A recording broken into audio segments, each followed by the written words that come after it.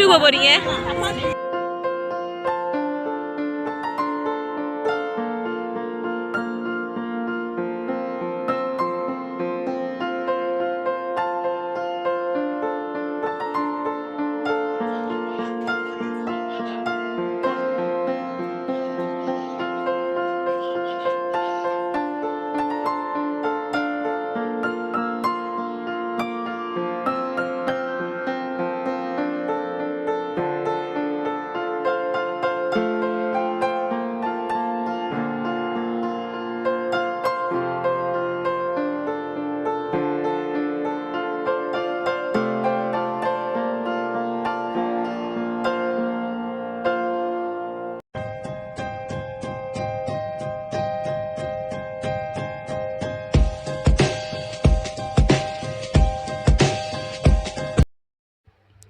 அஸ்ஸலாமு அலைக்கும். Hi family, welcome back to Risu Sara's world channel.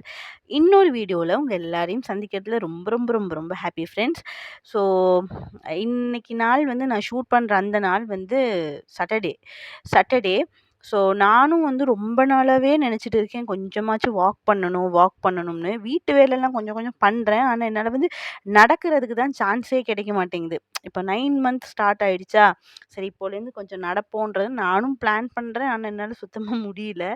சரின்னு சொல்லி அன்னைக்கு ஃபிக்ஸ் பண்ணி நாங்கள் அப்புறமேட்டு என் சிஸ்டர் ஃபேமிலி, அப்புறம் என் அண்ணன் ஃபேமிலி 3 ஃபேமிலியும் வந்து விக்டோரியா பார்க் போகிறதா பிளான் பண்ணியிருந்தோம். ஆனால் திடீர்னு வந்து சடனாக எங்கள் அண்ணன் வீட்டுக்கு வந்து அவங்களோட அண்ணனோட ஒய்ஃப், அதாவது என் மைனி இருக்காங்க இல்லையா, ஸோ மைனியோட ஃபேமிலி ஆளுங்க வந்து வந்துட்டாங்க. ஸோ அதனால அவங்களால வெளியே இறங்க முடியலன்றதுனால என் சிஸ்டர் ஃபேமிலி மட்டும்தான் அன்னைக்கு வந்தாங்க. ஸோ அன்னைக்கும் கொஞ்சமாக தான் நடந்தேன். ஆனால் வந்து இவங்கள கொஞ்சம் என் பொண்ணை அப்படி இப்படி ப்ளே பண்ண வைக்கிறதுலேயே கொஞ்சம் நல்ல டயர்ட் ஆயிட்டேன். ஸோ அதனால வந்து சிஸ்டர் ஃபேமிலி வர வரைக்கும் என் பொண்ணை வந்து நான் தான் கொஞ்சம் ப்ளே பண்ண வச்சுட்டு இருந்தேன். அன்னைக்கு வந்து சாட்டர்டே, ஆனால் ரொம்ப வந்து சில்ட்ரன்ஸ்லாம் கொஞ்சம் கம்மியாக தான் இருந்தாங்க. இந்த ஏரியாவில் கொஞ்சம் சின்ன பசங்க கம்மியாக இருந்தால் தான் கொஞ்சம் மனசுக்கு ஃப்ரீயாக இருக்கும். ஏன்னா கொஞ்சமாவது ஃப்ரீயாக வந்து சின்ன பசங்களை விளையாட வைக்கலாம். ஏன்னா இந்த ஏரியா வந்து கொஞ்சம் நல்லா வளர்ந்த பசங்களும் சேர்ந்து விளையாடுறாங்களா, அதில் வந்து ரொம்ப சின்ன பசங்களுக்கு அடிபட்டுடுது.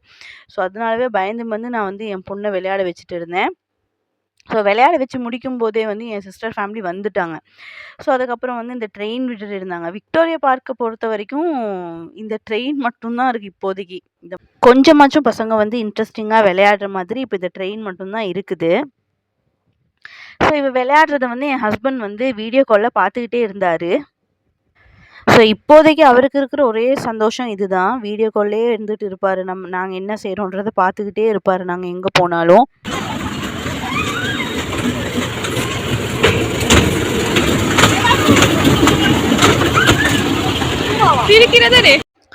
ஸோ என் பொண்ணும் வந்து ரொம்ப ஹாப்பியாக இருந்தாங்க. பிகாஸ் வந்து அவங்களோட அப்பு வந்து லைனில் இருந்து அவங்கள பார்த்துக்கிட்டே இருந்ததுனால ரொம்ப ஹாப்பியாக இருந்தாங்க. ஸோ ட்ரெயினில் விளையாடினதுக்கு அப்புறமா சூடாக ஏதாவது சாப்பிடணும் மாதிரி இருந்துச்சு. சரின்னு சொல்லி அந்த மரவள்ளி கிழங்கு வந்து இந்த மாதிரி சிப்ஸ் போட்டுட்டு இருந்தாங்க. சரின்னு சொல்லி நானும் என் சிஸ்டரும் வாங்கினோம். ஆனால் வந்து சூடாக இருக்கும்னு தான் நினச்சி வாங்கினோம். ரொம்ப ஆறிப்போய் இருந்துச்சு. அதுவும் இல்லாமல் ரொம்ப ஹார்டாக இருந்துச்சு வேறு. ஃபுல்லாக டிசப்பாயின்மெண்ட்டோடு தான் சாப்பிட்டோம். ஏன்னா அந்த ஒரு பிளேட்டு வந்து ரூ. 200. ஸோ விலைக்கு ஏற்ற டேஸ்ட் இருந்தால் மனசு வந்து அவ்வளோ பெருசாக வந்து இதாகாது. அது ரொம்ப டேஸ்ட்டும் இல்லாமல் ரொம்ப ஹார்டாக இருந்துச்சு வேறு. வேறு வழியே இல்லாமல் சாப்பிட்டோம். அதுக்கப்புறம் ஐஸ்கிரீமையும் சாப்பிட்டுக்கிட்டோம். அதுக்கப்புறம் ஐஸ்கிரீம் சாப்பிட்டு கொஞ்சம் எங்கள் அப்பா வர வரைக்கும் என் பொண்ணை வந்து என் சிஸ்டர் இருக்கு சமீரான்னு சொல்லுவேன் இல்லையா, அவள் வந்து விளையாட வச்சுட்டு இருந்தா ஊஞ்சல் எல்லாம். அப்படி அடி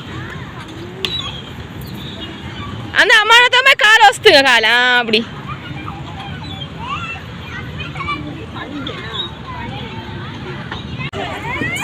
போல பாரு சாட்சி பாரு இதுல போமா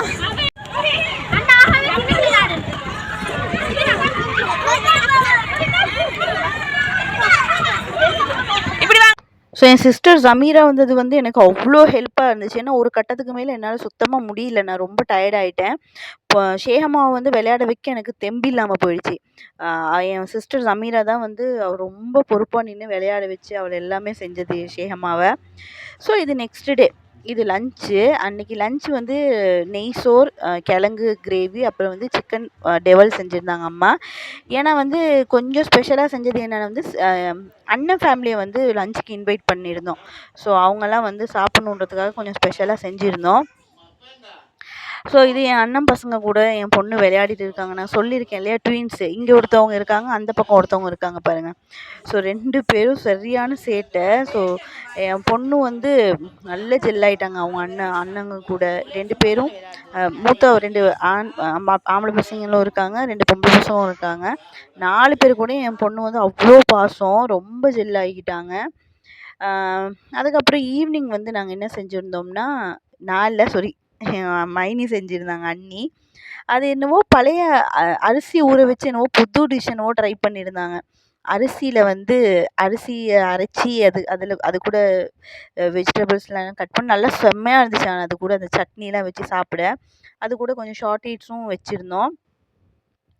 ஸோ எல்லாம் சாப்பிட்டுட்டே இருக்கும்போது என் பொண்ணு வந்து அவங்களோட தங்கச்சிக்கு ஊட்டி விடுறாங்க. அதாவது நான் சொன்னேன் இல்லையா, ட்வின்ஸு சாதா ஷஹதா. எனக்கே அப்பப்போ வந்து கொஞ்சம் கன்ஃப்யூஸ் ஆகும். அவங்களுடைய தோடு வச்சு தான் நாங்கள் கண்டுபிடிப்போம்.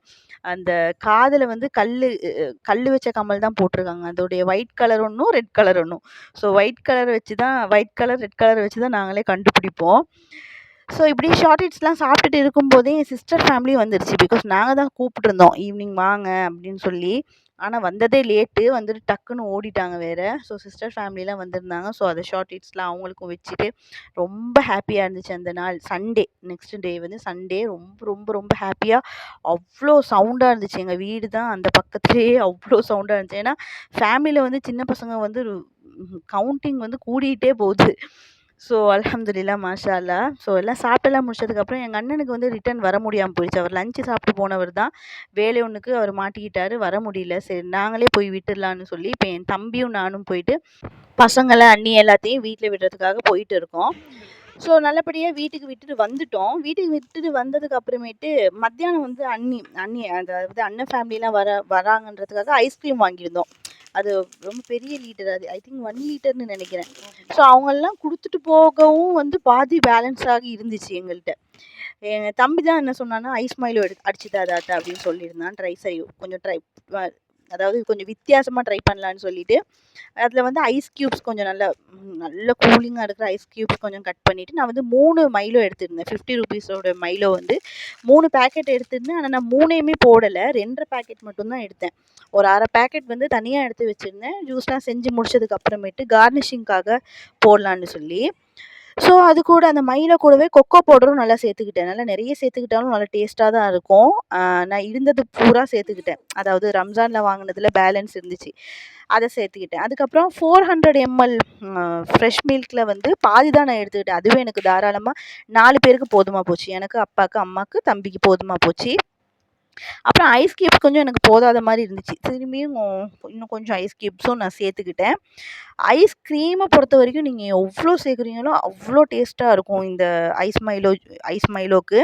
நீங்கள் கண்டிப்பாக வந்து ட்ரை பண்ணி பாருங்கள். இது நான் வந்து சும்மா தான் செஞ்சேன், கொஞ்சம் லூசுத்தனமாக செஞ்சேன் எல்லாத்தையும் போட்டு. ஆனால் செம்ம டேஸ்ட்டாக இருந்துச்சு. கண்டிப்பாக ட்ரை பண்ணி பாருங்கள். ஸோ அதெல்லாம் போட்டு ஐஸ்கிரீம்லாம் போட்டுட்டு நல்லா கிரைண்ட் பண்ணிட்டேன். ஆனால் வந்து சக்கரை போட மறந்துட்டேன். அதுக்கப்புறமேட்டு அதுக்குள்ளவே இருந்த இந்த மாதிரி சைஸில் ஒரு டீஸ்பூனில் வந்து ஒரு 4 கரண்டி 5 கரண்டி நான் எடுத்துக்கிட்டேன். ஒரு 5 கரண்டி எடுத்தால் சரி வரும்னு நினைக்கிறேன். ஸோ அதையும் திரும்பி கிரைண்ட் பண்ணிவிட்டு அதை ஒரு பவுலில் ஊற்றிக்கிட்டேன். பார்க்கவே அவ்வளோ டெம்டிங்காக இருந்துச்சு. ஏன்னா அவ்வளோ திக்காக இருந்துச்சு. ரொம்ப தண்ணி ஊற்றிடாதீங்க பால் கூட. அந்த ஐஸ் க்யூப்ஸ் கூட கொஞ்சம் ஐஸ் வாட்டர் ஊற்றினாலே போதும். அதுக்கப்புறமேட்டு நான் மத்தியானம் வந்து என்ன பண்ணியிருந்தேன்னா, என் மைனி செஞ்ச ஸ்டைல்லே தான் நான் ஐஸ்கிரீம் அவங்களுக்கு கொடுத்துருந்தேன். ஐஸ்கிரீமில் வந்து இந்த மாதிரி சாக்லேட் பிஸ்கட் வந்து நான் துருவி போட்டு கொடுத்துருந்தேன். ஸோ அதோடையும் பிஸ்கெட் வந்து ஒரு 3 4 வந்து எனக்கு பேலன்ஸ் ஆயிருந்துச்சு. ஸோ அதையும் உடச்சி குட்டி குட்டியாக உடச்சி அந்த ஐஸ் மைலோ ஜூஸ்லேயே போட்டுட்டு அது கூட கொஞ்சம் வெண்ணிலா எசன்ஸ் ஒரு டீஸ்பூன் மாதிரி சேர்த்துக்கிட்டேன். வெண்ணிலா எசன்ஸ் வந்து ஆப்ஷனல் தான், ஆனால் சேர்த்தா இன்னும் டேஸ்ட்டாக இருக்கும். ஸோ அதுக்கப்புறமேட்டு அதை ஒரு 4 கப்பில் ஊற்றிட்டு அதுக்கு மேலேயும் இன்னும் வந்து ஐஸ்கிரீம் நல்லா சேர்த்துக்கிட்டு, ஐஸ்கிரீமுக்கு மேலே நான் ஒரு 1/2 பேக்கெட் வந்து மைலோ வச்சுருந்தேன் இல்லையா? ஸோ மைலோ வந்து ஃபுல்லாக நாங்கள் கார்னிஷிங்காக போட்டுடணும். ஆனால் கார்னிஷிங்காக போட்டோமே தவிர டேஸ்ட் வந்து வேறு லெவலில் இருந்துச்சு அது போட்டு சாப்பிட. ஸோ கண்டிப்பாக ட்ரை பண்ணி பாருங்கள். நைட்டு 12 மணிக்கு குடிச்சிட்டு தான் தூங்கணும் இது எல்லாத்தையுமே. ஸோ அவ்வளோதான் ஃப்ரெண்ட்ஸ், நாங்கள் வீடியோட எண்டுக்கு வந்துட்டோம். இந்த வீடியோ வந்து உங்களுக்கு பிடிச்சிருக்கும்னு நம்புகிறேன். ஸோ யாராவது வீடியோ கடைசி வரைக்கும் பார்த்துட்டு இருக்கீங்கன்னா சப்ஸ்கிரைப் பண்ணாமல் சப்ஸ்கிரைப் பண்ணிட்டு பாருங்கள். அப்போ தான் உங்களுக்கு இன்னும் என்னோடய வீடியோஸ் வந்து பார்க்க முடியும், நோட்டிஃபிகேஷனில் காமிக்கும். ஸோ அவ்வளோதான் ஃப்ரெண்ட்ஸ், இன்னொரு இன்ட்ரெஸ்டிங்கான வீடியோவில் உங்கள் எல்லாரையும் சந்திக்கிறேன். அது வரைக்கும் அல்லாஹ்வுடைய காவல். Bye. Stay safe and stay happy.